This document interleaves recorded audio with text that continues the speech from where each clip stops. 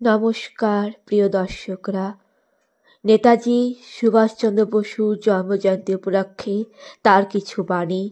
নেতাজি বলেছিলেন, স্বাধীনতা দেওয়া হয় না, স্বাধীনতা ছিনে নিতে হয়।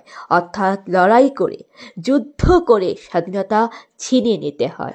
অন্যায়ের সাথে আপোষ করা, অন্যায়কে সমর্থন করাটা অন্যায়।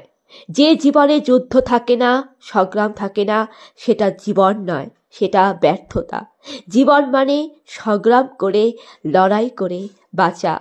শিক্ষার সারমর্ম, শিক্ষার মূল মন্ত্র হচ্ছে মনের একাগ্রতা বৃদ্ধি। শিক্ষিত হতে গেলে মনের একাগ্রতা, সারমর্ম থাকা উচিত। আর এই শিক্ষিতই হচ্ছে বিপ্লবীর নতুন অধ্যায়। স্বাধীনতা শেষ নয়, স্বাধীনতা নতুন করে শুরু করা। স্বাধীনতার হচ্ছে শুরুর দিক।